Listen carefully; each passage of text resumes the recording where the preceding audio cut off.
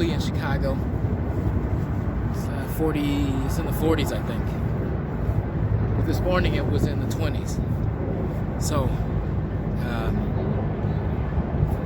gonna walk down a couple of blocks and check out and do our first vlog. This is a historic place that we're visiting. We're gonna talk about today.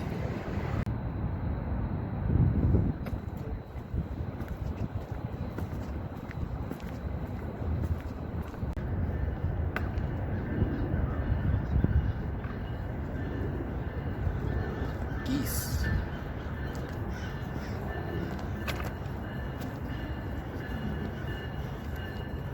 There's plenty of these here in Chicago.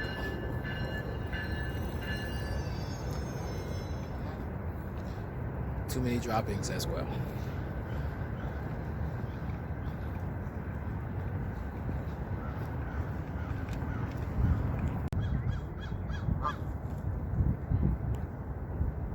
Northerly Island geese.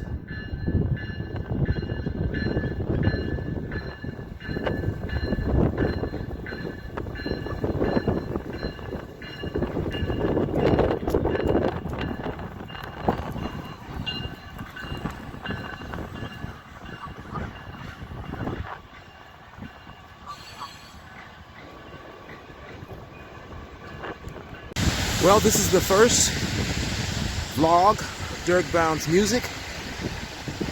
This is the first vlogging session, and the first to be talked about or discussed in this vlog is the historic Blackstone Hotel. Look at it behind me. Very historic building. It is on the National Register of Historic Sites. But it's not so much the hotel of why I'm vlogging. This is I'm a musician, so my topic is going to be based around musicians, musical sites, historical sites where musicians may have played, or clubs or buildings may have where musicians used to hang or perform, used to be, that no longer sit. Some sort of video documentary of these sites before they're all gone. Some, of course, are. And the first one to be discussed is, well, it's not so much the hotel as I discussed, Blackstone Hotel has its own historical significance, but on the first floor of this building is what took place, the musical things that took place on this building, or in this building on the first level. And that's what we'll be discussing, or what I'll be discussing. And you can join in, of course, in the comments about this building here, what took place on the first level. And some may already know. Here are a full shot of the Blackstone Hotel. Balboa and Michigan. And here we are at the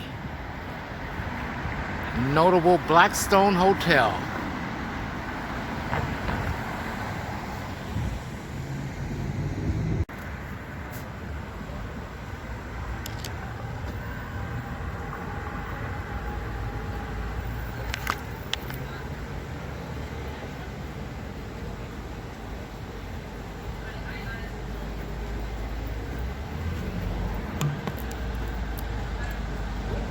This is the Michigan Avenue entrance.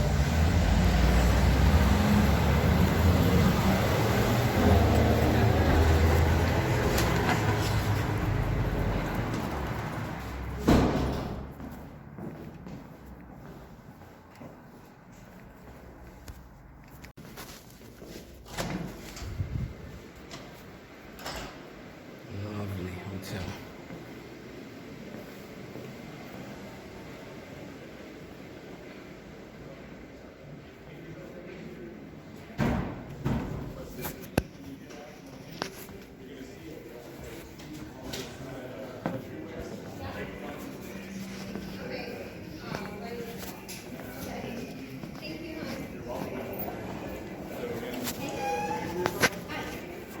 Inside this room here would have been the jazz showcase.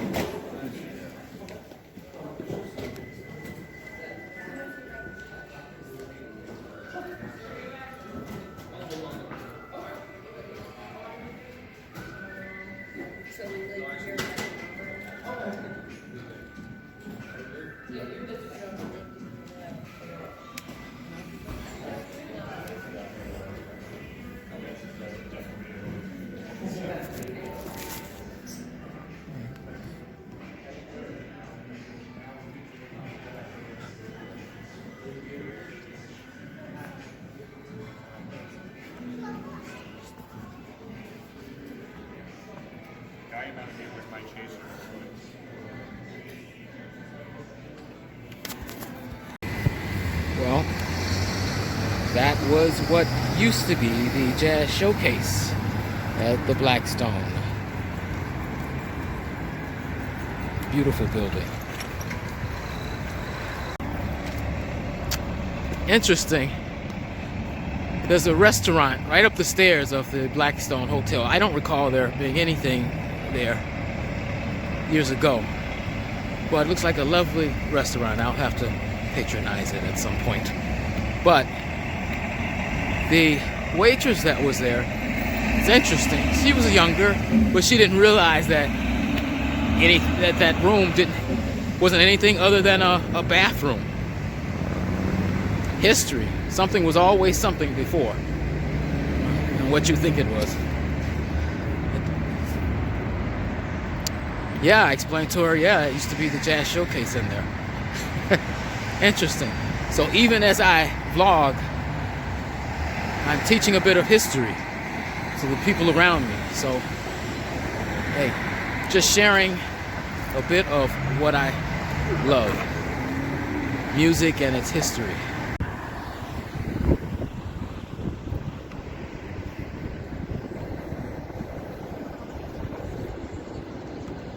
Michigan Avenue.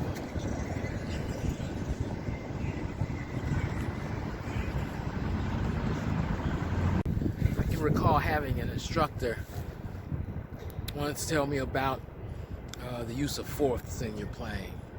You know, it's also an option.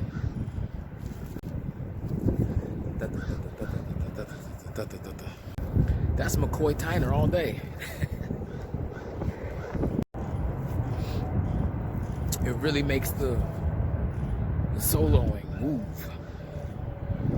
Really feels like it's going somewhere. McCoy Tyner, very percussive as well. He's a percussive player. See, McCoy Tyner, born in 1938. I believe in 17 he was playing with John Coltrane, who was actually Miles Davis's sideman.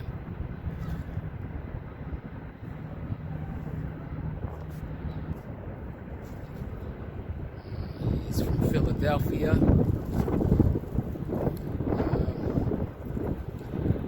He's won numerous awards. I think most of us, or at least those of us who are familiar with the name McCoy Tyner, know his work through John Coltrane. John Coltrane's music through the 60s, very symbolic of an era of the struggle and the movement of people of color in this country. And you can hear it all throughout Coltrane's music. The fierce, the attack, the intensity in the music. It represented in a way of defining of that era, and you can hear it all throughout his music. And so, like I said, most of us would probably know McCoy Tyner as the pianist for John Coltrane, who passed in 1967. But thankfully, I met one of the legends. And I believe he was probably the first one that I met. I was still in college, probably sophomore in college. And I wanted to come out and check him out. He was the first one that I actually was able to meet and say something to, at least. I just remember being able to walk into the club and being able to sit. I believe I went on a Sunday. It was a Sunday matinee. And I was able to catch him on that matinee show. And I sat right behind him at the piano. And I remember when he got done and he was heading out, I remember I brought a cassette tape because I was going to see if I could get an autograph from him.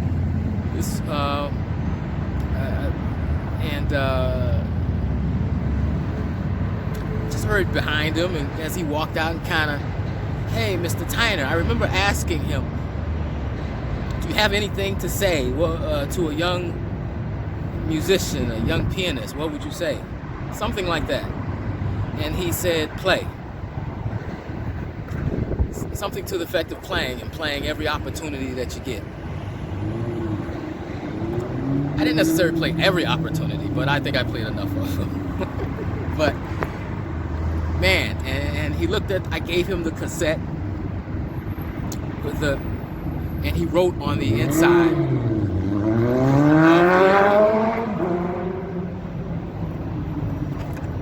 of the paper on the inside of the cassette. This was still cassette tapes. So, to Derek from McCoy Tyner. What's your name? To Derek McCoy. Oh, that was the greatest. And he's still here with us. He's still here with us right now. But I just wanted to talk a little bit about the legend McCoy Tyner and meeting him just for a minute, and being able to talk to him just for a minute. Obviously, he was a very busy man. This was the 90s, and he's as high as you can get. High as you can get, a pianist.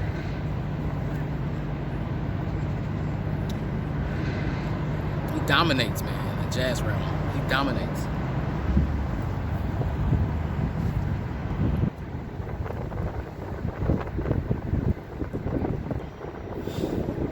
McCoy Tyner dominates the piano. If you listen to his playing, some musicians, they sound like they may be 2-3 people playing. He is definitely one who envelops the whole piano. He uses the whole keyboard. And his use of fourths and his textures. Interesting listening. If you're not familiar with McCoy Tyner, check him out. There's enough material out there. There's new material, McCoy Tyner. There's older material, McCoy Tyner. Check him out. Check out his sound. See how he's grown and developed and became the master of the instrument. But I will say there's not necessarily a lot of information out here on McCoy Tyner. As I look, you may be able to find some interviews here and there. But there's not really a lot of information out on McCoy Tyner. Maybe someone will do, I don't know, write a story of his life or something. I don't know.